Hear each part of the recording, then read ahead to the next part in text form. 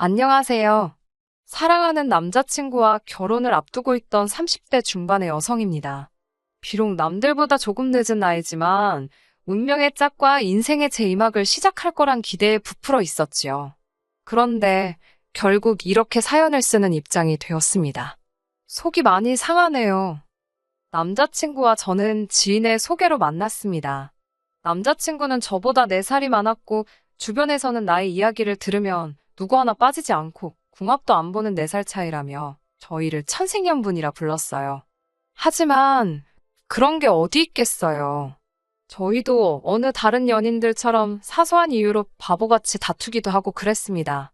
그래도 같이 있으면 말이 잘 통하고 즐거웠고 무엇보다 결혼에 대해서 이야기를 나눠보면 가치관이 잘 맞는 사람이란 생각이 들더군요. 그래서 결혼까지 결심할 수 있었고요. 저희가 결혼을 주제로 의견을 주고받기 시작한 건 사귄 지 1년이 좀 지나서부터였어요.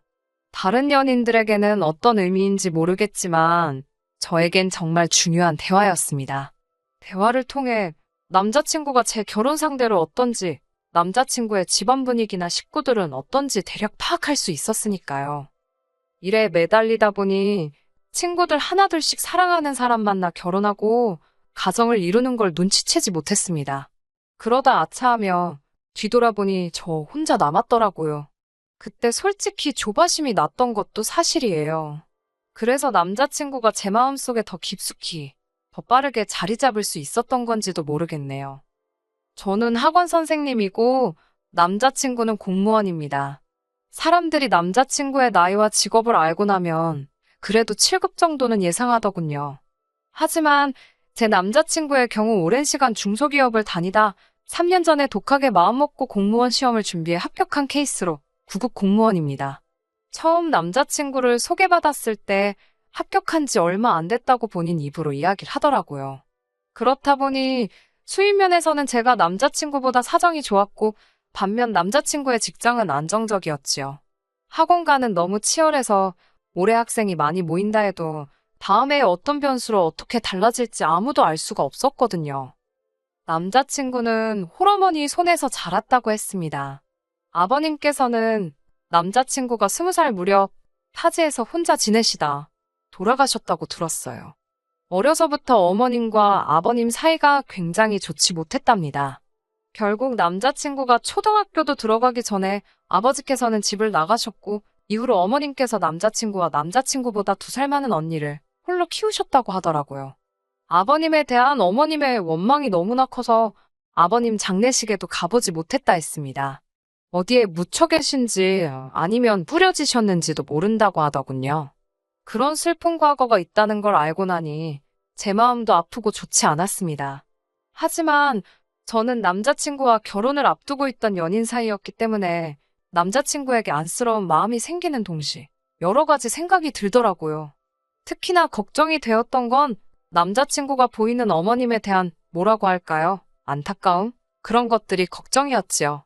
솔직히 까놓고 말해서 저는 남자친구네 사정이 어떻건 저는 어머님과 같이 사는 건 상상할 수도 없었고 원하지 않았기 때문입니다. 사실 그런 마음을 먹게 된 건 제 개인사와도 연관이 있어요. 저희 부모님께서는 나이 차이가 제법 많이 나십니다. 10살이나 나요. 그렇다 보니 아버지는 굉장히 가부장적이시고 당신 원하는 대로 하시는 편이셨어요. 지금은 그나마 저와 동생이 어머니 편에 서서 아버지에게 맞서니 그 기세가 많이 죽었지만요. 아무튼 그래서 저희 어머니께서는 친할머니를 자그만 지 17년이나 모시며 지독한 시집살이를 견디셔야 했습니다. 할머니께서는 별것도 아닌 걸로 어지간히 저희 어머니 잡들이를 하셨지요. 아버지의 무기나에 할머니께서 엄마를 하대하셨고 무시하셨더니 나중엔 고모들도 저희 어머니께 함부로 대하더군요. 그로 인해 어머니가 부엌 한 구석에서 숨죽여 우시는 것도 몇 번을 봤습니다.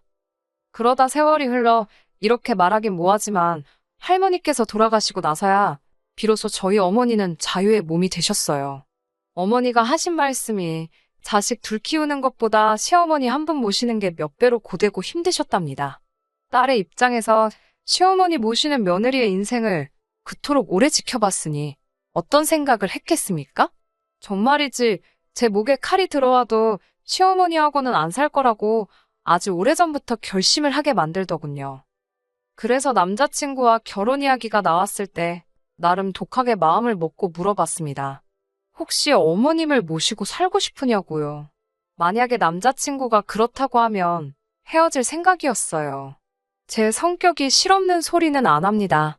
지키지 못할 약속도 하지 않고요. 하지만 우려했던 바와 달리 남자친구는 그럴 생각이 없다고 했습니다. 저만 있으면 된다면서 자기랑 저 단둘이서 행복하게 살자고 하더라고요. 솔직히 남자친구의 다른 어떤 조건보다도 남자친구의 말 한마디, 이 약속 때문에 결혼까지 약속하게 된 거라고 해도 과언이 아닙니다. 그런데 막상 본격적으로 식을 준비하는 이 바쁜 와중에 남자친구가 제 간을 본다는 느낌이 들기 시작한 건 남자친구의 누나가 출산을 하면서입니다. 제가 아무래도 며느리도 아니었고 그렇다 보니 남자친구 집안에 대해서 속속들이 알 수는 없었지만 아직 결혼도 안 했다는 언니가 출산을 한다는 사실이 너무나 충격적이었습니다. 게다가 언니가 병원을 가거나 무슨 일이 있으면 항상 제 남자친구나 어머님이 나서는 눈치였어요. 보통 제 친구들을 보면 누나가 남동생한테 지극하긴 해도 남동생이 누나한테 지극한 경우는 별로 없었기에 남매지간이 각별하네 싶었지요. 하지만 나중에 우연히 알게 된 바로는 상대 집안에서 결혼을 반대하고 있었는데 언니가 임신부터 덜컥 하게 되면서 상대 쪽이 완전히 뒤집어졌답니다.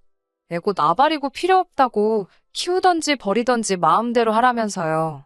그런 이야기가 오가고 나서는 아예 상대 남자 쪽에서 얼굴도 비추지 않더랍니다. 한 번은 남자친구가 울분을 토하듯 언니의 예비 시댁에 대해서 불만을 털어놓았습니다. 그래도 애까지 낳았는데 반대를 하는 게 말이 되냐면서 말이에요. 저는 조심스럽게 그쪽에서 왜 언니를 반대하는 거냐고 물었어요. 남자친구의 말이 언니가 모아둔 돈도 없는 데다가 자기가 시집가면 친정어머니께서 혼자 드시지 않냐. 그러니까 한 달에 용돈으로 50만 원씩은 드리고 싶다 했답니다. 언니 딴에는 속이기 싫다며 예비 시댁에 인사드리러 간 자리에서 그랬다네요. 이건 뭐 바보도 아니고 솔직한 제 생각이 그랬습니다. 그걸 뭐 한다고 그 자리에서 떠드나. 바본가? 그렇다고 남자친구한테 당신 누나 바보냐고 할 수도 없고 뭐라 위로해줄 말이 없더군요. 그리고 결국 남자 쪽에서 신우에게 결혼은 없었던 일로 하자고 했답니다. 일단에 유전자 검사부터 하고 그 남자 집안 아이가 맞으면 양육비는 주겠다고 했다면서요. 언니가 직접 저한테 전화를 걸거나 제가 언니가 우는 모습을 본 건 아니지만 그 속이 말이 아니겠다 싶었습니다. 하지만 더 큰 문제는 제 남자친구였어요. 언니에게 그런 일이 있고 나자 자기가 뭔가 느낀 바가 있는지 예전보다 훨씬 생각이 많아진 눈치였거든요. 이때부터 저도 기분이 좀 쎄하기는 했습니다. 제가 이렇게 사연은 처음 써보지만 다른 사람들의 사연은 정말 즐겨 듣거든요. 그래서인지 별의별 생각이 다 들더군요. 혹시 나한테 신우아이를 키워달라고 하면 어쩌지? 그런 생각이요. 그래도 설마 싶었는데 파혼을 하게 된 결정적인 사건은 그날 일어났습니다. 남자친구가 며칠 전부터 조카가 너무 귀엽다며 조카 보러 자기 집에 놀러 오라고 어지간히 저를 졸라대더라고요. 하지만 중고등학생들 시험 기간이라서 도무지 시간을 낼 수가 없었기에 근 2주 만에 집에 가볼 수 있었지요. 남자친구는 약간은 어설픈 자세로 아이를 안고 있었습니다. 어머님은 외출 중이시고 언니는 작은 방에서 자고 있다면서 저더러도 한번 안아보라고 하더군요. 저는 괜찮다고 거절했습니다. 아이가 너무 작아서 잘못 안기라도 하면 큰일 날 것 같았거든요. 아이가 귀여워서 요리조리 살피고 있는데 남자친구가 저에게 귀엽냐고 묻더라고요. 그래서 너무 귀엽다고 하니까 우리도 빨리 아이를 가지면 좋겠답니다. 솔직히 이 말을 듣고는 약간 의아했지만 크게 의미를 두지는 않고 그러게 하고 넘겼습니다. 남자친구는 곧이어 그러면 올해 말에 결혼하고 내년에 애 갖고 혼잣말처럼 중얼거리더니 내가 한 3, 4살쯤 되면 우리 엄마랑 같이 살까? 그러는 거예요. 저는 순간 우리 엄마 누구 싶다가 어머님을 말하는 거냐고 물었습니다. 갑자기 그게 무슨 소리냐고도 물었지요. 그러자 남자친구는 저를 바라보면서 자기가 누나의 임신부터 출산까지 그리고 지금까지도 옆에서 바라보면서 많은 걸 느꼈답니다. 어머님이 누나와 자기를 낳으면서 얼마나 고생하셨을지, 게다가 혼자서 누나와 자기를 키우신 걸 생각하니까 마음이 너무 안 좋답니다. 그런 어머니를 나 몰라라 하고 산 자기 자신이 너무 밉다면서 자기가 자리를 잡으면 그동안 받은 사랑을 돌려드리고 싶다나요? 남자친구가 무슨 말을 하는 건지 가슴으론 이해가 되었지만 머리로는 받아들일 수가 없었지요. 어머님이 고생을 많이 하신 건 맞지만 저희 부모님이라고 고생 안 하시고 저를 이만큼 키워주신 건 절대 아니거든요. 저는 미안하지만 그렇게는 못한다고 못 모시고 산다고 했습니다. 그러자 남자친구는 자기 어머니가 저를 불편하게 하실 분이 아니랍니다. 오히려 저희가 아이를 갖게 되면 아이도 봐주실 거고 반찬도 해주실 거고 정말 잘해주실 거래요.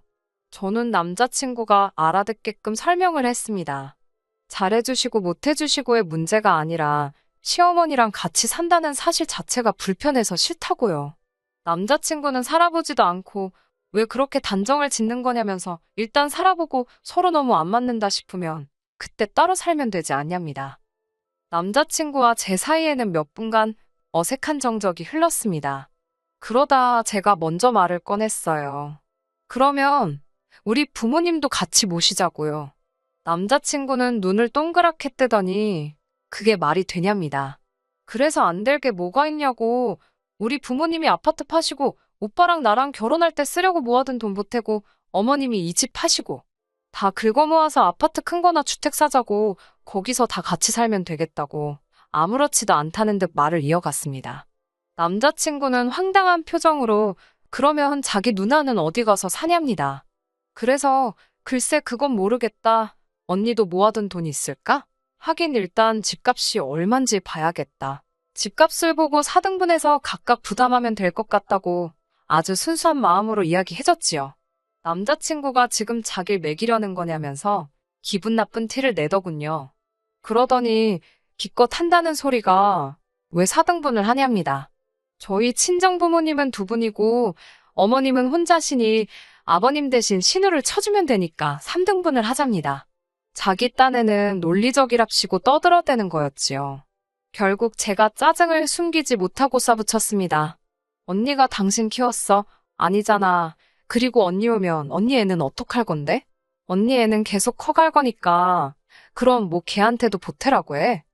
제 말을 들은 남자친구가 한동안 어이없다는 듯 저를 노려보더니 그럼 이 결혼 못하겠네라고 배짱을 부리더라고요. 저도 그러게 오빠가 싫다면 이 결혼은 못하지 라고 받아쳤습니다.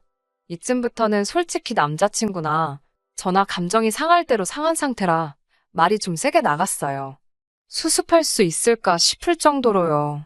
서로 무슨 말을 주고받았는지도 정확히 기억은 안 나지만 남자친구가 저더러 말을 왜 그따위로 하냐. 지금 자기 말뜻을 못 알아듣냐고 시비를 걸더라고요.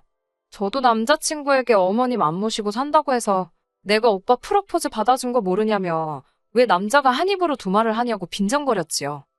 결국 제가 이런 대화 하기도 싫다고 짜증난다고 결혼이고 뭐고 다 집어치우자며 가방을 들고 자리를 일어섰습니다.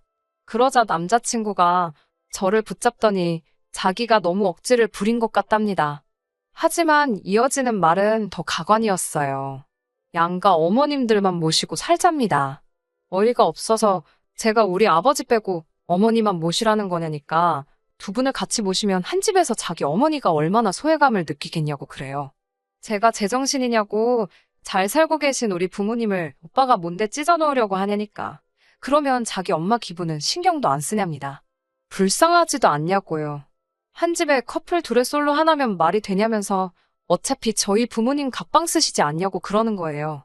아니, 나이 드신 부모님께서 각방 쓰시는 거랑 별거하시는 거랑 같을 수가 있나요? 이건 뭐 말도 안 통하고 억지만 쓰고 내가 그동안 만나던 남자가 이것밖에 안 되는 사람이었나 자괴감이 다 들더라니까요. 결국 남자친구한테 도무지 오빠랑 결혼은 못하겠다고 파혼하자고 했습니다. 어머님 모시는 일은 둘째치고 오빠 말하는 거 보니까 진짜 한심하고 어이가 없어서 상종도 하기 싫다고 했네요. 남자친구는 그제서야 너도 언젠가 아이 낳고 엄마가 된다고 생각해보랍니다.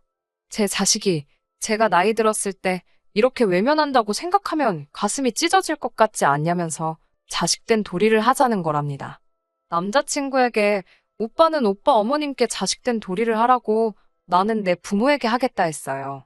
왜 자식된 도리를 당장 오늘부터 할 생각은 안 하고 나랑 결혼하고 자리 잡으면 할 생각을 하냐고도 따졌습니다. 남자친구가 뭐라고 떠들어대는데 듣기도 싫어서 그냥 뒤로 하고 택시 타고 집에 와버렸네요. 집에 오니 부재중 전화가 50통 가까이 와 있고 장문에 문자도 와 있더군요.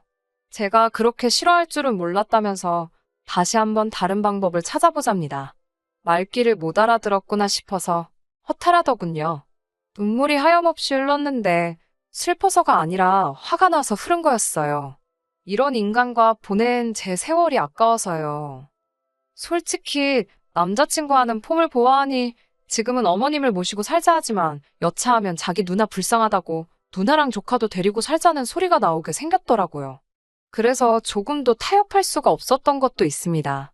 어머님이나 언니 두 분 다 그래도 나쁜 분들은 아닌 것 같아서 결혼해도 그럭저럭 잘 지낼 수 있을 줄 알았는데 이건 후기라고 하긴 뭐하지만 이미 상견례까지 다 했던 사이라서 제가 파혼했다고 말을 했어도 쉽게 정리되진 않았습니다. 마지막으로 남자친구와 파혼하자고 다툰 날 이후로 한 일주일 가까이 양가 어머님들께서 통화도 하시고 특히 남자친구 어머님이 저에게 미안하다 하시더라고요. 그래도 곧 죽어도 절대로 같이 살 일은 없다. 뭐 그런 말씀은 없으셨고 그냥 사람 일이라는 게 살다 보면 이런저런 이유로 뜻하지 않게 흘러가기도 한다면서 너무 그렇게 고집부리면 안 된다 하시대요. 그래서 확실히 마음을 굳혔지요. 남자친구랑 절대로 결혼하지 않기로요. 앞으로 남자친구 소식을 들을 일은 없겠지만 그놈의 효자 노릇, 자식돌이 얼마나 잘하고 살지 궁금하긴 할 것 같네요. 끝까지 들어주셔서 감사합니다. 오늘의 사연은 여기까지입니다.